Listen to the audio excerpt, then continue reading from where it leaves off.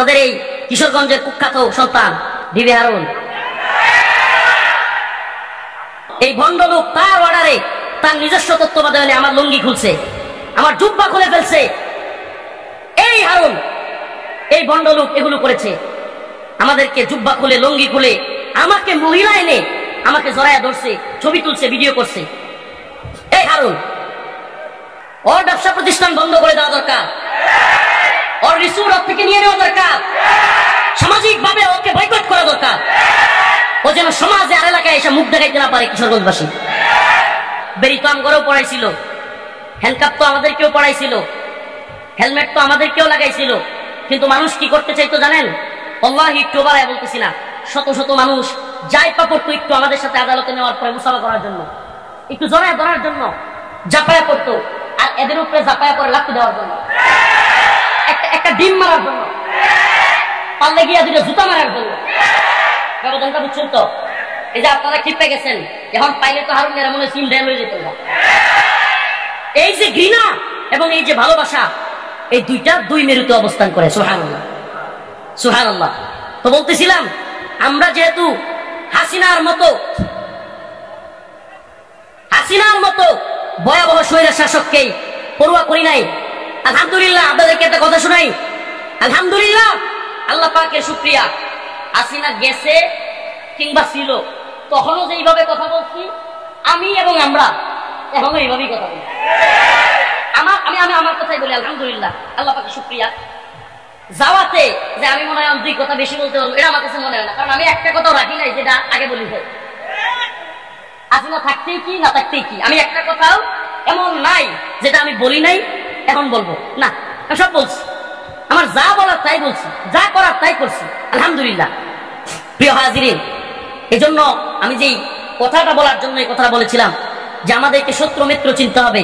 এই হাসিনা কিংবা হারুন কিংবা এই মাজার পূজারীরা আমাদের জন্য চ্যালেঞ্জ নয়, আমাদের প্রধান শত্রু নয়। এই উপমহাদেশের মুসলিমদের, এদেশের সবচাইতে বড় শত্রুর নাম হলো হিন্দুত্ববাদী ব্রাহ্মণ্যবাদী তাগুতি শক্তি ইন্ডিয়া। নারায়ে তাকবীর। মুজাহিদ মিল্লাত শাইখুল হাদিস আল্লামা জসিমউদ্দিন রহমানের আগমন, মুজাহিদ মিল্লাত উম্মাহ দরদি শাইখুলের আগমন, মুফতি মাহমুদ হাসান গুনবি হাফিজাহুল্লাহর আগমন, কিশোরগঞ্জ তাকবীর, রশিদ সাহেবের আগমন, রহমান সাহেবের আগমন, শুভেচ্ছার স্বাগতম, সামুরা জিহাদ আল জিহাদ, হয়তো খেলাফত, গুনবি সাহেবের আগমন, শুভেচ্ছার স্বাগতম। প্রিয় ভাইরা আমার প্রিয় মুরব্বী, প্রিয় বড় ভাই মুফতি মাহমুদ হাসান গুনবি হাফিজাহুল্লাহ চলে এসেছেন। ভাই কথা বলবেন, আমি সংক্ষিপ্ত করতেছি, শুনেন। স্বৈরাচারদের লিস্ট করলে পৃথিবীর ইতিহাসে আয়নাঘর তৈরি করা, শত শত আলেমকে একসাথে বন্দী করা এবং দেশে কথা বলতে না দেওয়া, এমন একটা নির্মম পরিস্থিতি তৈরি করার ইতিহাস যদি আপনি দেখেন, পুরো পৃথিবীতে সিরিয়াল করলে হাসিনার নাম থাকবে কি থাকবে না? সেই জালেমের বিরুদ্ধে শত শত দিন জেলখানায় থেকে, একদিন দুই দিন নয়, এক মাস দুই মাস নয়, বছরকে বছর আমরা কারাগারে থেকেছি। তাদের বিরুদ্ধে কারাগার থেকে বেরিয়ে দিনকে দিন রিমান্ডের নির্যাতনের শিকার হয়েছি। আপনারা কি কল্পনা করতে পারেন একসাথে কতগুলো মুজাহিদদের পাইছেন? এক একটা মর্দে মুজাহিদ, এগুলো আপুসির মৌলানা না, এই পকেট আর পেটের দান্দা করার মৌলবি আনেন না আপনারা। এরা জীবন দিতে সর্বদা প্রস্তুত, এমন অনেক জামাতকে আপনারা নিয়ে আসেন। আলহামদুলিল্লাহ, উম্মার ফিকিহে এদের অনেক রাত ঘুম হয় না, এই সমস্ত আলেমদের। আলহামদুলিল্লাহ, সামনে বলতে নাই তবু বলি, আমরা আপনাদের সামনে আছি, পিছনে আছি। আমরা আপনাদের সামনে পিছনে কমান্ডো বাহিনীর মতো আমরা আপনাদেরকে ধরে রাখবো ইনশাআল্লাহ।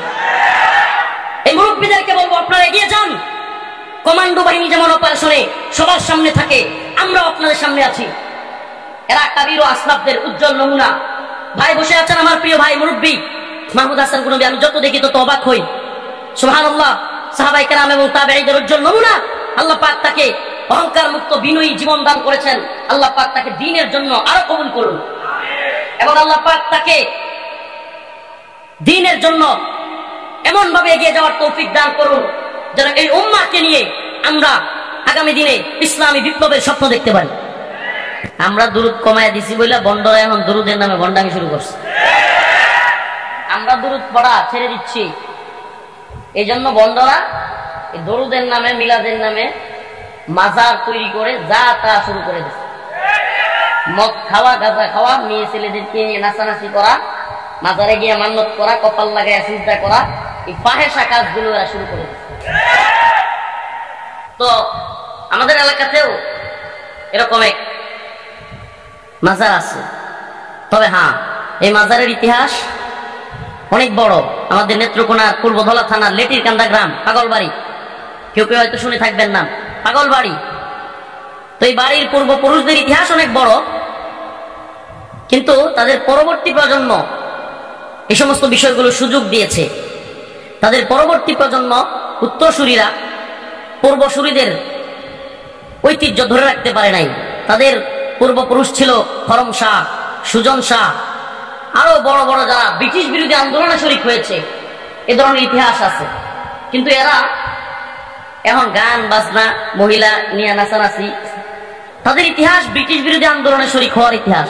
কিন্তু এখন কিছুদিন এই আমি জন্মের পর থেকে দেখতেছি, যখন থেকে বুঝি, মদ গাঁজা এসব খাওয়া, নাচানাচি করা, মহিলা পুরুষ একসাথে ভণ্ডামি করা, তারপরে মান্নত করা কপাল লাগায়া, এগুলো অনেক দিন ধরে হচ্ছে। এই গত রাত্রে হঠাৎ করে এরা আবার মাইক বড় বড় দিয়া পুরো এলাকা থমথমে পরিস্থিতি তৈরি করে ফেলছে, নাচানাচি আর গান গাচ্ছে। তো এমন অবস্থায় আমার কাছে ফোন আসছে যে হুজুর সারা দেশে মাজার ভাঙ্গে, সারা দেশে বন্ডদের গাজার আড্ডা নষ্ট করতেছে, আমরা কিছু করি। অনেকে ফোন দেয়। তা আমি বলছি ভাই আমি সব ভাঙাভাঙির পক্ষে না। বলে কেন হুজুর? আমি বলছি শোনেন, আমাদের প্রথম এবং প্রধান কাজ হলো ইআলায়ে কালিমাতুল্লাহ। প্রধান শত্রুদেরকে পরাজিত করতে পারলে, সাপের মাথা আমেরিকা, ব্রিটেন কিংবা রাশিয়া যখন আফগানিস্তানে আফগান মোল্লাদের কাছে পরাজিত হলো, তখন আফগানিস্তানের মোল্লাদের, তালেবান ভাইদের বাড়ি বাড়ি গিয়া মাজার ভাঙতে হয় না, এগুলো এমনিতেই নাই হয়ে গেছে। আমাদের মূল কাজ দ্বীনের বিজয়ের জন্য চেষ্টা করা, ইআলায়ে কালিমাতুল্লাহর জন্য চেষ্টা করা, ইকামতে দ্বীনের জন্য চেষ্টা করা। আলহামদুলিল্লাহ এমনিতেও এই মাজারপন্থীরা মাজার ব্যবসায় নাই খেয়ে গেছে। আলহামদুলিল্লাহ এই ক্ষেত্রে আহলুল হাদিসের ভাইদের বড় খেদমত আছে, স্বীকার করতে হবে। আহলে হক উলামায়ে কেরামের বড় খেদমত আছে। এখন যুব সমাজ বোঝা শুরু করছে। আমার আলোচনার প্যাটার্ন একদিক থেকে অন্যদিকে চলে যাচ্ছে। যুব সমাজও বোঝা শুরু করছে। আলহামদুলিল্লাহ এখন কলেজ ভার্সিটি, স্কুল কলেজ ভার্সিটির ছেলেপেলেরা একটুর উপর কাপড় পরে, 5 ওয়াক্ত নামাজ পড়ে, পর্দা মেনটেন করে চলে, সুবহানাল্লাহ, চোখের হেফাজত করে। এটা বড় খুশির খবর। ইয়া আইয়ুহাল্লাযীনা আমানু মান ইয়ারতাদ্দা মিনকুম আন দীনিহি ফাসাউফা ইয়াতিল্লাহু বিকওম ইউহিব্বুহুম ওয়া ইউহিব্বুনা আযিল্লাতিন আলাল মুমিনিন আ'ইজ্জাতিন আলাল কাফিরিন ইউজাহিদুনা ফি সাবিলিল্লাহ ওয়া লা ইয়াখাফুনা লাওমাতা লাইম। আল্লাহ তো বলছেন তোমরা যদি মুখ ফিরায় নাও এই দিন থেকে, আমি এমন এক জাতি তৈরি করে দিব যে এরা আমাকে ভালোবাসবে, আমিও এদেরকে ভালোবাসবো।